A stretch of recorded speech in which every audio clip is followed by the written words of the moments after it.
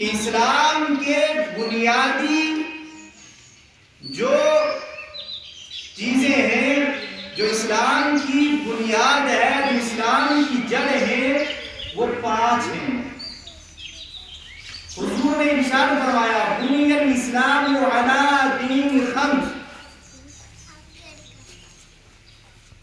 اسلام کی جو بنیاد ہے وہ 5 ہیں۔ شہادت اللہ الہ الا اللہ وان محمد رسول اللہ صلی اللہ علیہ وسلم وإقام الصلاة وإيتاء الزکاة والحج وصوم رمضان۔ حضور نے ارشاد فرمایا کہ دین اسلام کی جو بنیاد ہے وہ 5 چیزیں ہیں۔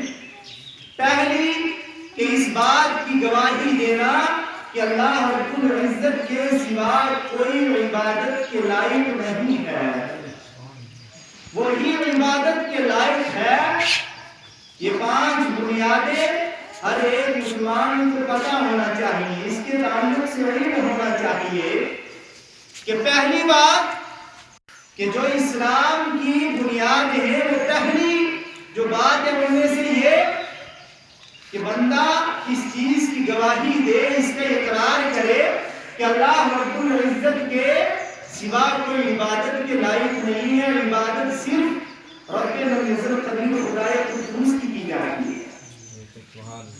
اور دوسری بنیاد یہ ہے کہ اس بات کا اقرار کرنا کہ جو آقا کریم محمد مصطفیٰ کریم صلی اللہ علیہ وسلم تشریف لائے ہیں وہ اللہ کے رسول ہیں، یہ دوسری بنیاد ہے۔ پھر تیسری بنیاد کہ نماز قائم کرنا، نماز کے اوپر ایمان رکھنا، عبادت نماز کی فرضیت کو جاننا۔ جو نماز کی عبادت کو فرض نہ جانے، اس کی فرضیت کا انکار کرے، وہ دائرہ اسلام سے خارج ہو جاتا ہے۔ اسی طریقے سے وَإِيتَاءِ الزَّکَاةِ، وہ زکوٰۃ بھی ادا کرے۔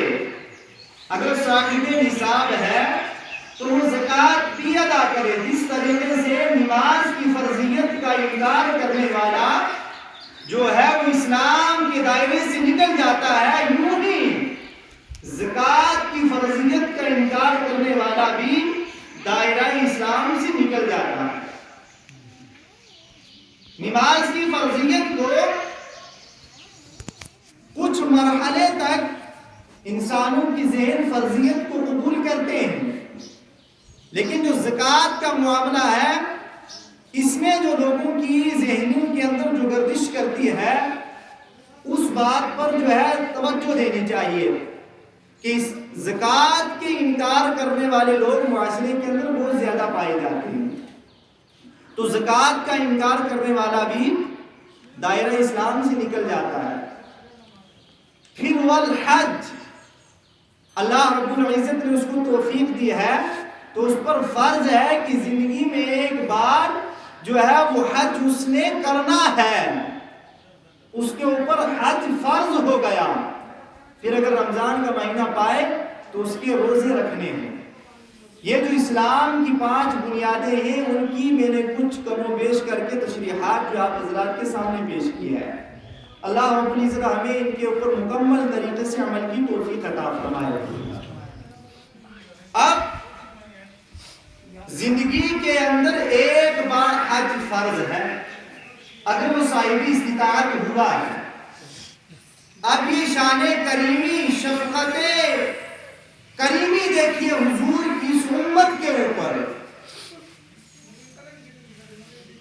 آقا کریم صلی اللہ علیہ وسلم نے جب خطبہ فرمایا اس میں یہ بیان فرمایا کہ اے لوگوں آپ پر حج فرض کیا گیا ہے۔ یہ بخاری اور مسلم کی جو بڑی بڑی کتابیں ہیں ان کے اندر یہ روایات موجود ہے کہ زندگی میں ایک بار حج فرض ہے۔ جب حضور نے یہ صحابہ کو وعظ فرمائی کہ آپ پر زندگی میں ایک بار حج فرض ہے آپ نے حج کرنا ہے، رب تبارک و تعالیٰ کے گھر کا دیدار کرنا ہے، ارکان حج پورے کرنے ہیں۔ تو ایک شخص نے مجمع میں سے حضور کو سوال کیا، حضور کی بارگاہ میں عرض کیا کہ یا رسول اللہ صلی اللہ علیہ وسلم کیا ہر سال حج فرض ہے؟ جب حضور نے فرمایا کہ آپ پر اے لوگوں حج فرض کیا گیا، آپ حج کرو، تو ایک شخص نے سوال کیا، حضور کی بارگاہ میں عرض کیا کہ یا رسول اللہ اگر کوئی صاحب استطاعت ہر سال ہو جائے تو کیا اس پر ہر سال حج فرض ہے؟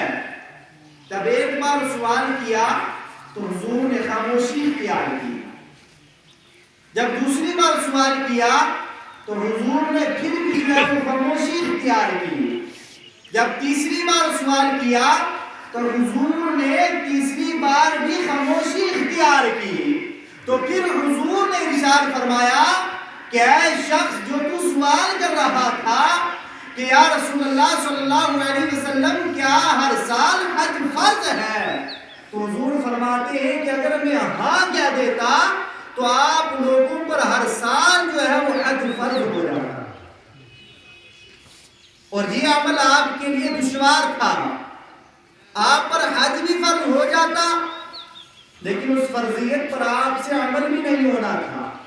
تو حضور فرماتے ہیں کہ زندگی میں جو صاحب استطاعت ہے اس پر ایک بار حج فرض ہے، فرض پورا ہو جائے اس کے بعد وہ سال ہا سال بھی اگر صاحب استطاعت ہوتا رہے گا تو حج کرے گا، ثواب ملے گا، مکمل طریقے سے اس کو پورا ثواب ملے گا۔